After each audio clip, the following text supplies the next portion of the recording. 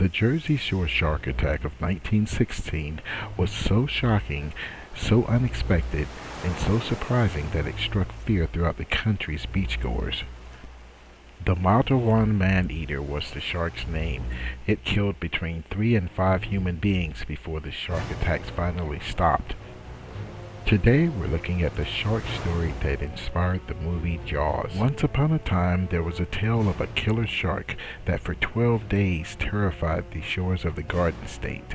In the movie Jaws, the story told by Chief Brody, while not as soul-punishing as the story of Quint, was actually a true story that didn't start with skinny dipping, yet it started with Charles Van Zandt, who was a stockbroker swimming in the Atlantic. Officials would later deem it a freak accident, until 5 days later Charles Broder, a second victim, was killed. His last words were, "A shark bit my legs off."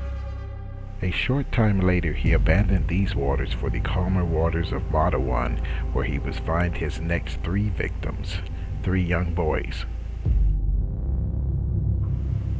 11-year-old Lester Stilwell was the first of the next 3 victims.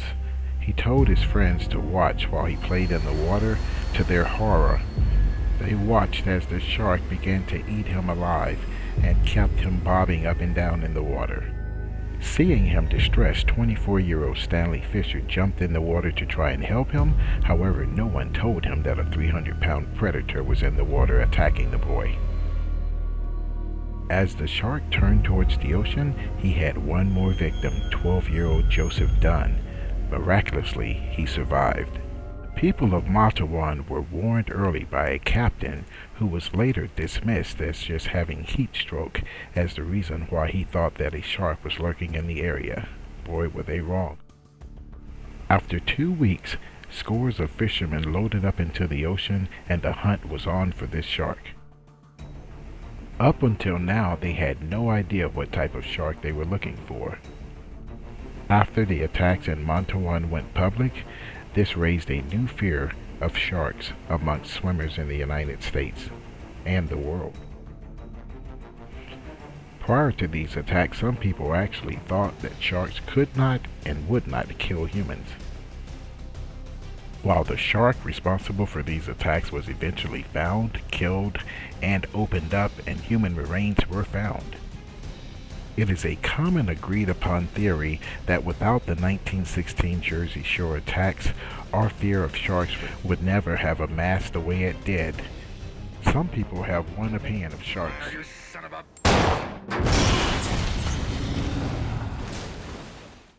And this is quite understandable in light of attacks like these. What we must all understand is that we are in their element, they're not in ours.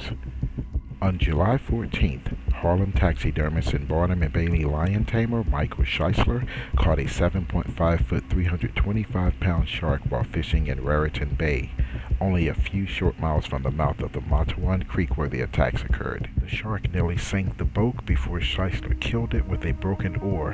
When he opened the shark's belly, he removed the suspicious fleshy material and bones that took up about 2/3 of a milk crate and together weighed 15 pounds. Scientists identified the shark as a young great white and the ingested remains as human.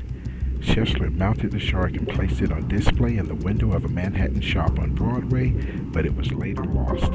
In closing, the 1919 Matawan shark attacks inspired the novel later written by Peter Benchley, who later stated he regretted writing the book because of the fear that it instilled in people.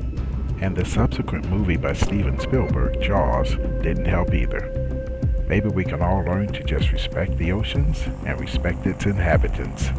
Video Fit Solutions out. God bless. Take care.